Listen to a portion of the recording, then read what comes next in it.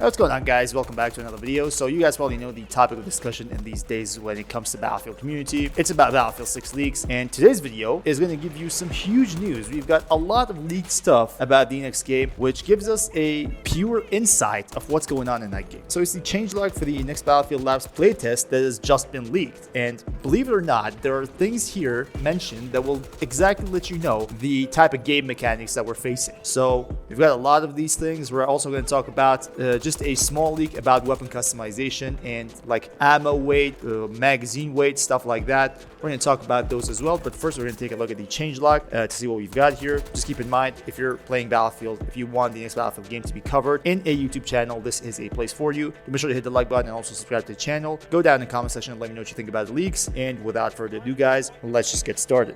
So here's how it is. We've got the changelog Battlefield Labs update 00.15.2. So in the player section, players should now be able to return to the lobby after changing field specializations. You can now be run over and killed while using a stationary weapon. So apparently this was not a part of the Battlefield Labs client before, meaning that if you were on some sort of stationary weapon and someone would run over you, you wouldn't die, right? But this is now going to be fixed. Revive will no longer break while aiming a grenade. This just means that from now on, people can revive, like you can revive someone and the exact same time, you can throw a grenade as well. Not just throw it, but you can also aim it, which is very interesting. Aim assist is now added to open seat vehicles. You can now do first-person takedowns while on a moving platform. I don't really know what that means, what they mean by a moving platform. I don't know if it's some sort of vehicle or there are platforms in the game that people can jump on that have some sort of moving to them, but it just means that we're gonna get some first-person takedowns as well. So that's very good news because it just adds to the immersion of the game. You know, I really miss those first-person takedowns, especially with 2042's third-person takedowns. I really just want to go back and experience those takedowns again. Improved consistency while vaulting and throwing C4. Vaulting through windows has been improved. You will now switch back to your previously used weapon after a first-person takedown. This should have been some sort of glitch probably because it's just common sense. When you take someone down, then you should just jump back to your last used weapon. That's just common sense. Enemy kits can now be picked up, providing more consistency in the pickup flow. So apparently the weapon customization part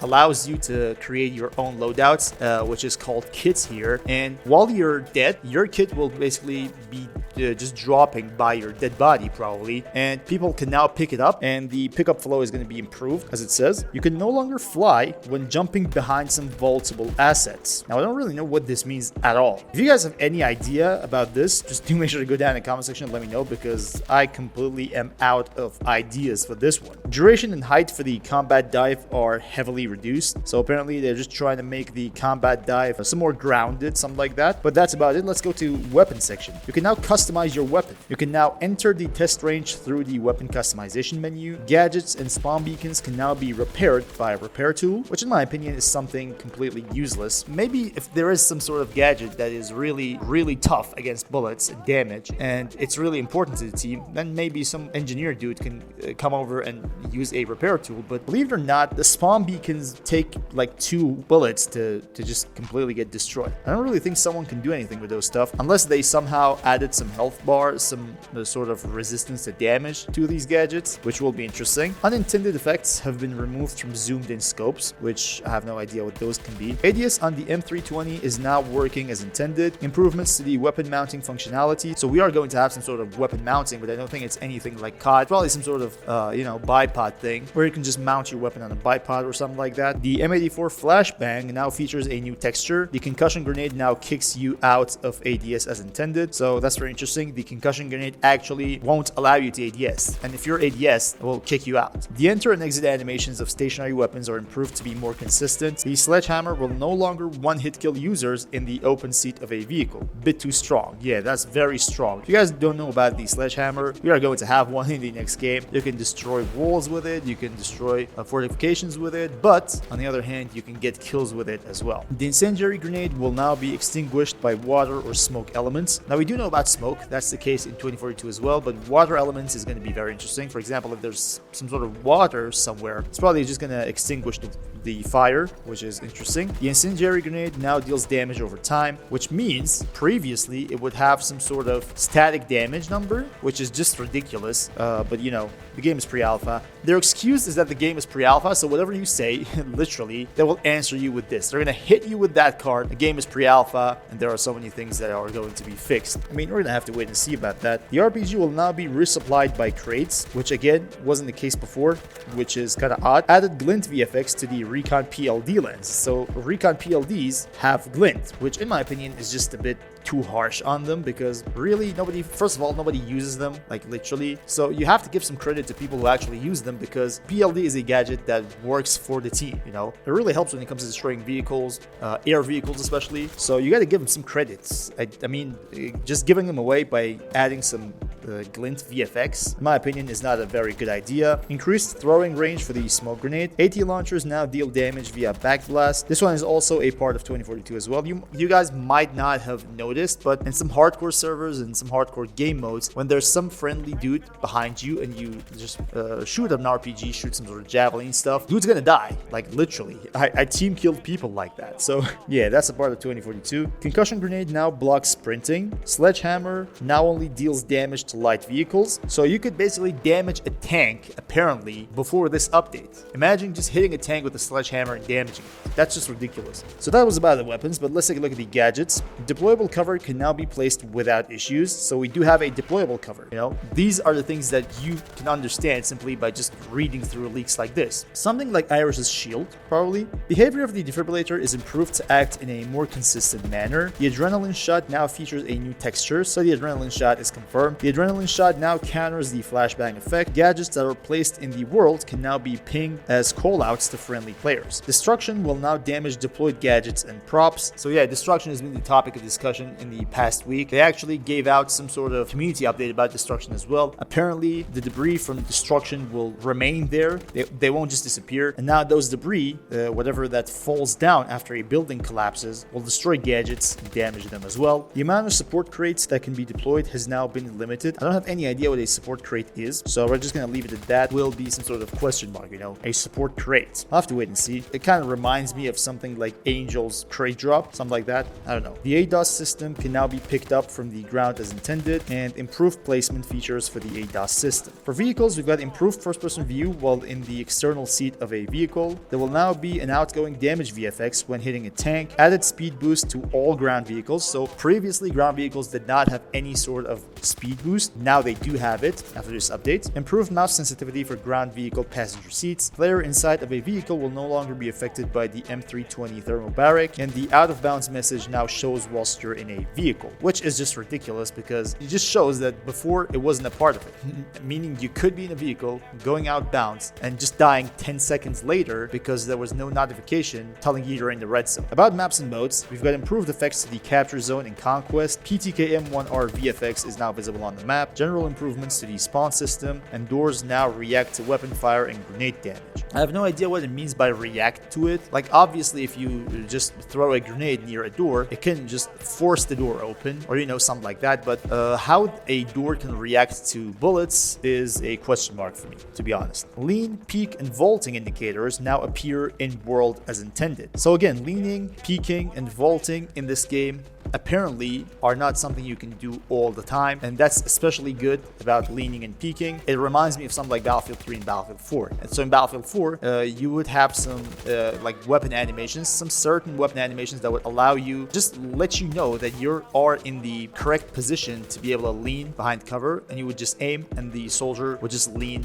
as intended, you know. So now you will have indicators for these kind of stuff. The change loadout button should now work correctly when you deploy into the map. Destruction has been improved across all maps and modes, and that was all about maps and modes. But we have a lot about UI and HUD here. UI iconography is now improved for most weapons, gadgets, and class icons. The Claymore icon is now visible both on the minimap and in the game world. Hit markers are now more consistent against infantry and vehicles. The kill card infographic now shows the M320 thermobaric as intended. So there's been a lot of problems with this M320 thermobaric. I don't know why, but I just keep hearing the name over and over in this patch note. Resupply information has been updated to clearly show the number of grenades and other items restocked. The player inventory HUD has been updated to fully reflect the new art style. Dog tags now display the name of the player they were taken from, which is very, very interesting, this one. You can exactly know whose dog tag it was you've taken. That's just great. Several improvements to the game's 3D minimap. So if you guys didn't know, the minimap is going to be a 3D one. The scoreboard can now be triggered at 1 frame speed, allowing the player to look at the scoreboard super fast, which should be interesting. The chat is now accessible whilst on the options screen. The FPS counter has now been updated to show the client FPS and not the server tick rate. This is, however, still a work in progress. Like, based on the leaked footage, you would see people with like 60 FPS all the time. And it was really interesting to me because I thought maybe they're